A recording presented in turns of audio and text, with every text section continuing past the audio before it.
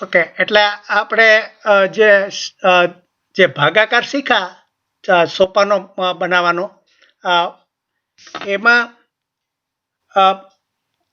થોડું આપણે નવી રીતે શીખીએ છીએ કે જેને સિન્થેટિક ડિવિઝન કહેવાય છે. હવે સિન્થેટિક ડિવિઝન એ તમારી ચોપડીમાં કાંઈ આપ્યું નથી, પણ આ ભાગાકાર બહુ ઝડપથી થઈ શકે એવો એક પદ્ધતિ છે. તો એના એક બે દાખલા હું આપીને ગણાવું છું કે કેવી, અને સમજાવું છું કે કેવી રીતે થાય છે. તો આ એક હું ભાગાકાર લઉં છું કે આ 3 x ની માથે 3 ની ઘાત વત્તા 4x સ્ક્વેર -2x -1 આવું છે, અને આ ભાજ્ય છે. એને મારે x + 4 થી ભાગવાના છે. આ ભાજક છે. તો એની ટૂંકી રીત છે આ. હવે ટૂંકી રીતમાં એક શરત છે કે અહીંયા 5x કે એવું કશું ના હોવું જોઈએ, ખાલી 1x જ હોવો જોઈએ. એટલે આ સુરેખ સંખ્યા જ હોવી જોઈએ. એટલે અહીંયા એક જ એનો સહગુણક હોવો જોઈએ, અને અહીંયા આ જે છે એ ગમે તે પ્લસ માઇનસ આંકડો હોવો જોઈએ. એટલે -4 હોય તોય ચાલે, +4 હોય તોય ચાલે, ગમે તે બીજો એક અંકગણિતનો આંકડો હોય. આવું જ્યારે હોય એટલે કે અહીંયા ખાલી એક સહગુણક જ હોય, એટલે કે સહગુણક કોઈ ના હોય, x જ હોય, અને આ બીજો આંકડો ગમે તે અંકગણિતનો હોય એવો જો ભાજક હોય, અને આપણે આવી સંખ્યાને ભાગાકાર કરવો હોય તો આ એક એની ટૂંકી રીત છે. તો ટૂંકી રીત શું છે કે તમારે આમાં જે આના સહગુણક હોય એ બધા પહેલા મૂકી દેવાના. કે આ પેલો x ની માથે પહેલા તો આને આપણે પ્રમાણિત ફોર્મમાં હોવું જોઈએ. એટલે કે આ પેલા સૌથી મોટી ઘાત હોય પહેલા હોય, પછી એથી નાની હોય, પછી એથી નાની હોય, પછી ઘાત ન હોય, એ પ્રમાણે બધાને મૂકવાના. એટલે એ મૂક્યા પછી એના જે સહગુણક હોય એને અહીંયા આપણે એક ટેબલમાં મૂકી દેવાના. કે આને 3 સહગુણક છે તો અહીંયા 3 મૂક્યા. પછી આ 4 છે તો આ +4, એટલે આ 4 મૂક્યા +4. પછી આનો સહગુણક -2 છે તો -2 મૂક્યા. એનો -1 છે તો -1 મૂક્યા. આ રીતે તમે એના ખાલી સહગુણક મૂકી એક ટેબલમાં, અને પછી આ થોડી જગ્યા છોડી અને આ રીતે કરો. પછી આ જે ભાજક છે એનો જે આંકડો છે x + 4, એનાથી ઉલટો આંકડો અહીંયા મૂકી દેવાનો. +4 છે તો -4 અહીંયા આ મૂકી દેવાના. મૂકીને પછી આ રીતમાં શું છે, આને સિન્થેટિક કે છે. આ સિન્થેટિક એટલે આ ટૂંકી રીત છે. ટૂંકી રીતમાં 1-2 ડગલામાં જ તમારે આખોનો જવાબ ભાગાકાર મળી જાય. એટલે અહીંયા આપણે પહેલા એના બધા સહગુણક મૂકી દીધા, પછી ભાજક છે એનો જે આંકડો છે એનો ઉલટો મૂક્યો, પછી આને નીચે ઉતારતા જવાનું. આ જે સહગુણક છે આ ત્રગડાને ત્રગડો અહીંયા નીચે ઉતાર્યો. પછી શું કરવાનું, આ ત્રગડાને અને આ -4 છે એને ગુણવાના, અને એને આ જગ્યાએ આ બીજા આંકડામાં મૂકવાના. એટલે કે આ -4 છે એને 3 ગુણો તો આ -12 થયા. એ -12 કરી પછી આ બેનો આપણે સરવાળો કરવાનો. એટલે કે આ 4 અને -12 છે તો કેટલા થયા, -8 વધ્યા. -8 વધ્યા પછી પાછું એ જ કરવાનું. આ -4 છે આ એને અને -8 ને ગુણી ને અહીંયા બીજો આંકડો મૂકવાનો. એટલે -4 -8 એટલે +32 થાય. 8 ચોક આ માઇનસ સરવાળો +32 થાય. હવે 32 ને આ બેનું પાછું આપણે સરવાળા બાદબાકી કરવાના. -2 છે અહીંયા પ્લસ છે તો એ બેનો સરવાળો બાદબાકી કરીએ તો અહીંયા આ +30 આવે. +30 આવ્યા. પછી પાછું એ જ કે આ જે છે એને આની સાથે ગુણીને અહીંયા આ નવો આંકડો લાવવાનો કે -4 છે અને 30 ગુણો તો -4 તેરી 12 120 થાય. પછી આ બંનેનો સરવાળો કરવાનો. એટલે બે માઇનસ છે એટલેનો સરવાળો આ -121 થયા. તો આ જો આ ભાગાકાર સીધો આવી ગયો, ખાલી આમાં આપણે x જ મૂકવાના. એટલે જો આ જે છેલ્લું છે આ છેલ્લા શેષમાં મૂકી દેવાનું, એટલે આ શેષ એની થઈ જશે. પછી આ જે છે આ 30 છે એ અચલ થશે, એટલે કે એની આગળ કોઈ, અને -8 છે એની આગળ 8x થશે, એટલે એક અક્ષ લગાવવાનો. આ 3 છે એની માથે x ની ડબલ ઘાત, એટલે એક x નું વધારતા જવાનું. તો જો આ 3x² -8x +30 એનો જવાબ આવી ગયો. આ એનો ભાગાકાર આવી ગયો સીધો. જો આ રીતે એક જ સ્ટેપમાં ભાગાકારનો જવાબ પણ સીધો મેળવી શકાય. આનો આ જે છે આ લાંબી સંખ્યા એને આપણે આટલાથી આ 3x³ + 4x² -2x -1 એને x + 4 થી જો ભાગવા હોય, આપણે સોપાનની રીતે કરીએ તો ઘણો બધો વાર લાગે. પણ એને બદલે અહીંયા શું કર્યું કે આજે એના સહગુણક છે એને મૂકી દીધા ટેબલમાં, કે 3 મૂક્યો, પછી આ +4 મૂક્યો, પછી આ -2 મૂક્યો અને -1 મૂક્યો. આ જે ભાજ્ય હતા એના મૂક્યા. પછી જે ભાજક છે એનો જે આંકડો છે એને ઉલટો આંકડો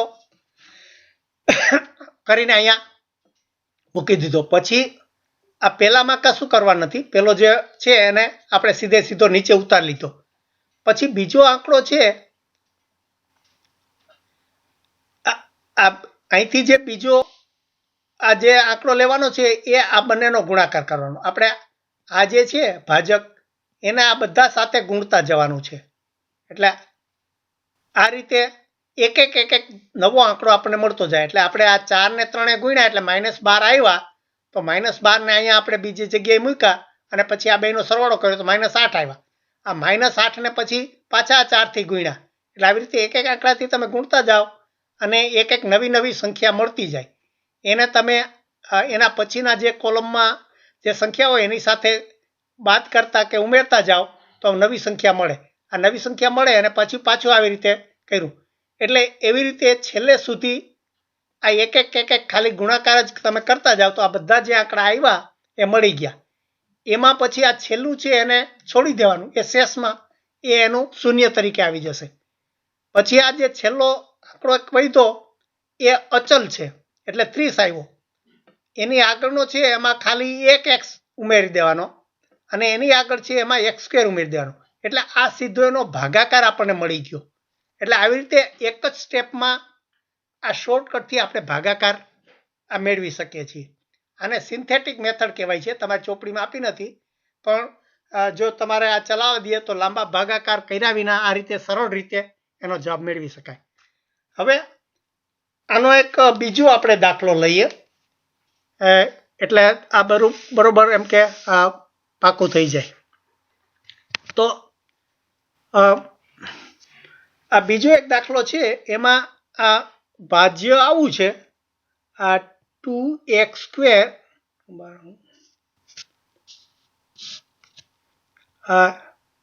આ 2x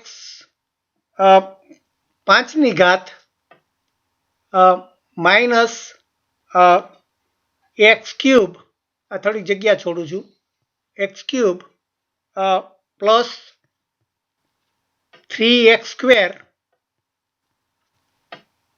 -2x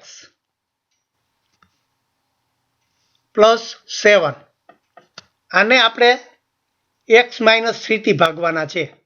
x - 3 થી. જો આ કેટલો લાંબો છે, અને તમે આપણે સોપાનની રીતે કરશું તો ઘણી બધી વાર લાગે. પણ આમાં જો પેલી શરત કે ભાઈ આ x ની આગળ કશો ગુણાકાર ન હોવો જોઈએ અને અહીંયા ગમે તે આંકડો હોય પ્લસ કે માઇનસ. પણ આને પાછા ઉતરતા ક્રમમાં આ ભાજ્ય છે એને ઉતરતા ક્રમમાં ગોઠવાના, એટલે કે સૌથી મોટી ઘાત પહેલા હોય, પછી નાની હોય, પછી નાનું. હવે આમાં એક વસ્તુ છે કે ધારો કે આ 5 ની ઘાત છે ને એ 3 ની ઘાત, તો 4 ની ઘાતનું શું? તો 4 ની ઘાત કોઈ છે નહીં. તો આપણે એક અહીંયા વધારાનું શૂન્ય કરી અને x ની માથે 4 ની ઘાત લખી શકીએ, કારણ કે એની કોઈ કિંમત ફેર નથી થતો. આ બધા જ કારણ કે વચ્ચે ખાનુંના હોલ ના હોવો જોઈએ, બધા જ હોવા જોઈએ, એ પાછી શરત છે. એટલા માટે આ આંકડામાં આપણે 4ની ઘાત ખૂટતી હતી, તો મેં વચ્ચે ખાલી શૂન્યની માથે 0 ગુણ્યા x ની માથે 4ની ઘાત કરી, તો એનો અર્થ થાય 0 જ થાય. એટલે આપણું જે ભાજ્ય છે એમાં કશો ફેર નથી પડતો, પણ જે વચ્ચે ખાડો હતો પૂરાઈ ગયો. હવે આપણે શું કરવાનું કે આના જે આ સહગુણક છે, આ 5ની માથે 2 છે, 2 મૂક્યા, પછી આ 4x² છે એનો 0 થાય, પછી આ માઇનસ આ x³ છે એનો -1 થાય, આનો +3 થાય, આનો -2 થાય, આનો +7 થાય. એટલે આ બધા જ એના સહગુણકો આપણે જુદા જુદા આ પેલામાં મૂકી દીધા. પછી આ થોડી જગ્યા છોડી અને આ લાઈન દોરવાની. પછી શું કીધું કે આ ભાજક છે એનો જે આંકડો છે એનાથી ઉલટું, એટલે -3 છે તો આપણે +3 મૂકી દેવાના.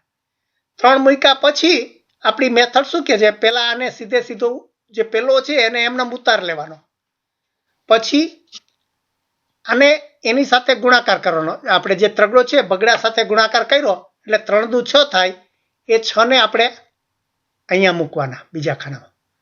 પછી એ બંનેનો સરવાળો કરો એટલે 6 માં 0 ભળે તો કાંઈ ના આવે, તો આ +6 જ થાય, આ +2 જ છે.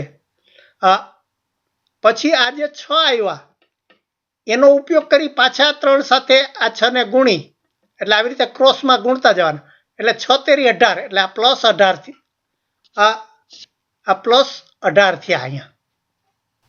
પછી આ બેનો સરવાળો બાદબાકી કરીએ તો 18 માંથી 1 જાય તો આ +17 આવ્યા.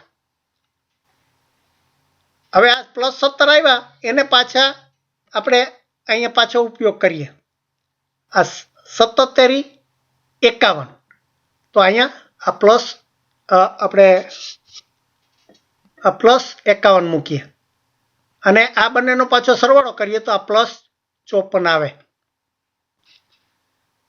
આ +54 આવ્યા એનો પાછો ઉપયોગ કરી આપણે બીજો આંકડો લેવાનો કે 54 ગુણ્યા 3 કરીએ તો એ વત્તા 4 તેરી 12 અને 5 તેરી 15 ને 16 એટલે 162 થાય. હવે 162 અને -2 નો બાદબાકી કરીએ તો આ +160 રહે.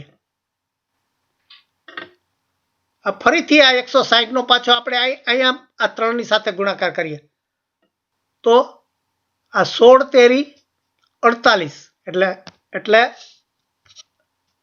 આ વત્તા આ 480 થયા. એટલે 480 ને પાછા આ બંનેનો સરવાળો કરીએ તો આ વત્તા 487 થયા. એટલે જો આવી રીતે મોટા મોટા આંકડા આવ્યા પણ તો આપણને જવાબ સીધો મળી ગયો. હવે શું કરવાનું, આ પેલું આ છેલ્લું છે એ છોડી દેવાનું, આને અચલ ગણવાનું. આ પછી અહીંથી x વધારતા જવાના. અહીંયા એક x ઉમેરી દેવાનો, અહીંયા x² ઉમેરી દેવાનો, અહીંયા એટલે અહીંયા શું થશે, આ 5 આ 54x થાય, અહીંયા આ 17x² થાય, પછી અહીંયા 6 છે તો વત્તા આ 6x ની માથે 3 ઘાત થાય, પછી અહીંયા 2 છે તો 2 ની માથે x ને 4 ની ઘાત થાય. જો આ સીધો એનો જવાબ આવી ગયો, આ એનો ભાગાકાર આવી ગયો. એટલે આવી રીતે આ એક જ સ્ટેપમાં, ટૂંકમાં એક જ સ્ટેપમાં આપણે આ ભાગાકાર કરી શકીએ. પણ શરત એટલી કે અહીંયા કંઈ આનો સહગુણક ના હોવો જોઈએ, ખાલી એક જ હોવો જોઈએ. પછી આ પ્લસ માઇનસ ગમે તે મોટો આંકડો હોય, ગમે એટલો આંકડો હોય, એને પછી અહીંયા આપણે વિરોધ લેવાનો. એટલે આ એક નવી મેથડ છે જે તમારી ચોપડીમાં નથી આપી, પણ આ રીતે પણ ભાગાકાર, આ બહુપદીના ભાગાકાર કરી શકાય. એટલે આ 5x² આ પ્લસ આ 160 એનો ચલક છે. એટલે આ એનો થયો. જો તમે સોપાનની રીતે કરશો તો તમને આ રીતે આવી જશે. એટલે આ બહુ જ